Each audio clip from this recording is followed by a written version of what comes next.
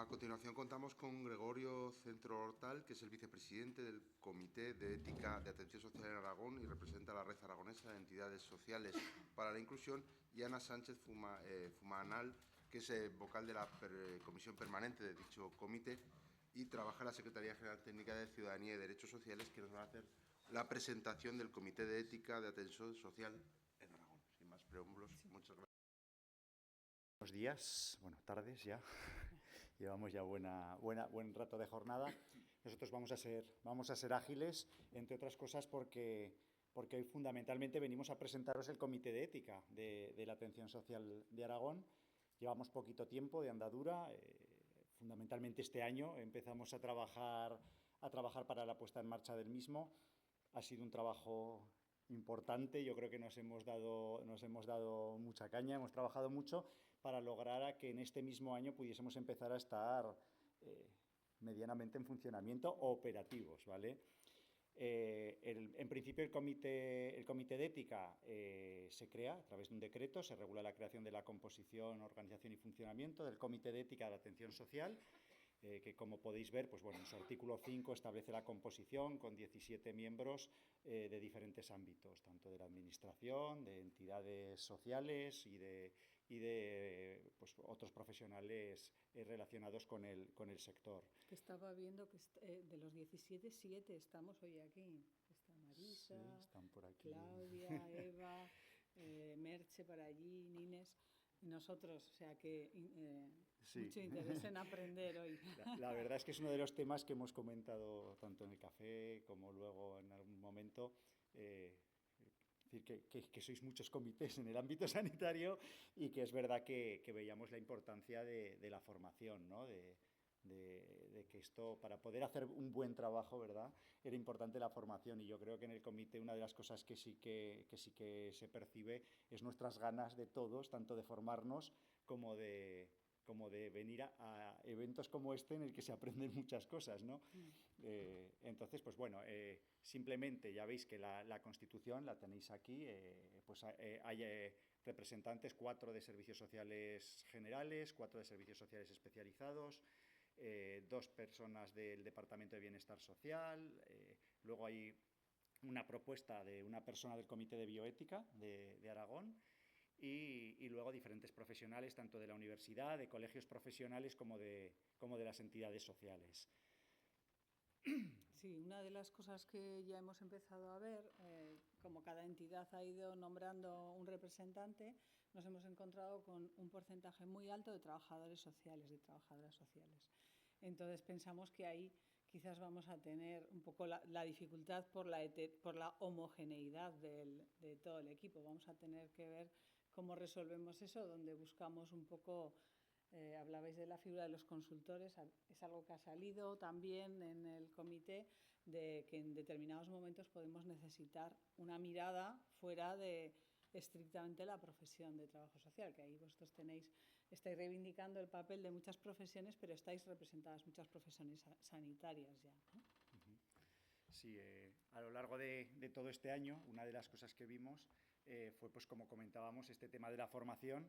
Y pues bueno, a raíz de esa demanda sí que organizamos la primera jornada profesional para un poco introducirnos en esta materia, ¿vale? Se invitó a varias profesionales con ya amplia experiencia en el tema, que además ya muy versadas en todo esto, que yo creo que nos dieron una visión...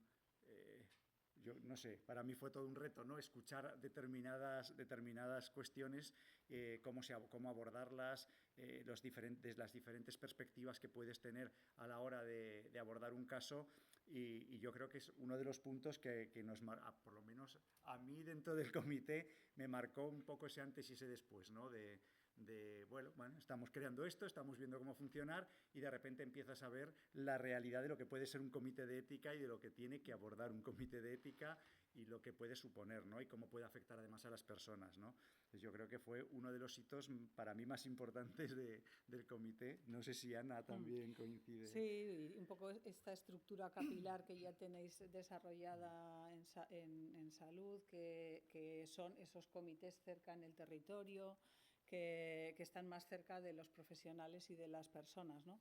Y que nosotros ahora empezamos a nivel de todo Aragón, pero que tenemos que primero recoger otras iniciativas que también se están dando en comarcas o en zonas donde ya están trabajando para crear comités de ética, pero si no, o sea, ahora beber también o crecer con ellos, pero de alguna manera en algún momento tenemos que llegar a eso, ¿no? A esa cercanía, que no seas un único comité, pero claro, bueno, ahora bastante faena tenemos con empezar, tengo que decir. Sí, porque la verdad es que está siendo todo un reto, el comienzo del comité. Sí, la disponibilidad de tiempo, hay quien tiene que pedir permiso, a pesar de que la norma dice, o sea, tiene que poner tiempo propio, a pesar de que la norma dice que nos dotarán o nos permitirán dentro de la jornada laboral ejercer las funciones, ¿no?, de miembros del comité, pero eso siempre con la tarea del día a día siempre es difícil de coordinar. Lo sospechábamos, aquí lo confirmamos, ¿no? Entonces, bueno, pues tenemos un funcionamiento autónomo a pesar de que tenemos esa vinculación con el Departamento de Bienestar Social y Familia.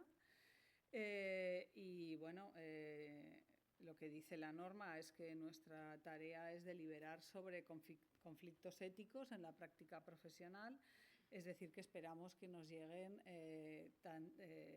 muchos temas directamente desde los profesionales. Pensamos que puede ser, estamos siempre hipotetizando porque de momento no hemos recibido todavía ninguno, ¿no?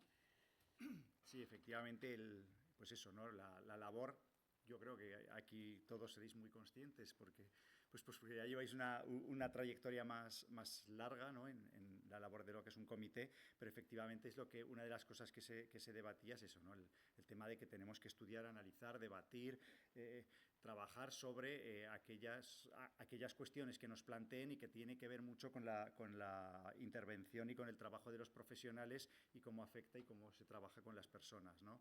Es verdad que ha habido mucho debate, ¿no? Y yo creo que es uno de los temas importantes y es que una cosa es, claro, eso es lo que tenemos que hacer, pero sí que la práctica y el hablar con la gente luego en el día a día, en tu trabajo, hace que no todo el mundo lo tiene tan claro, ¿no? Entonces parece que muchas de las... O sea, tenemos que incidir mucho más en lo que no tiene que hacer el comité de ética más que en lo que tiene que hacer el comité de ética.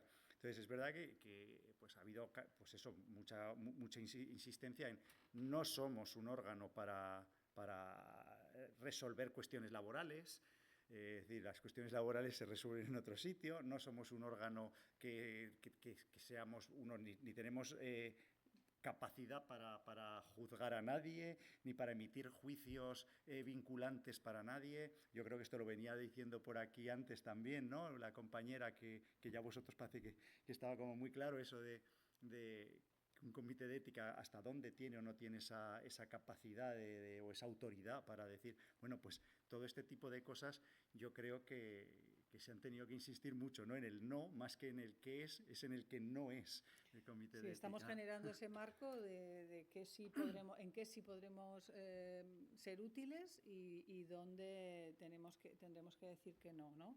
Yo creo es una necesidad interna, yo creo, lo que transmitimos aquí, ¿no? Un poco de marcar cuál es el territorio y también de informar de cuáles son, de ajustar las expectativas de la ciudadanía y de los compañeros profesionales del sector de lo que sí pueden esperar de este comité de ética, ¿no? Que no vamos a hacer sanciones ni nuestras recomendaciones serán vinculantes, para bien y para mal, quiero decir que...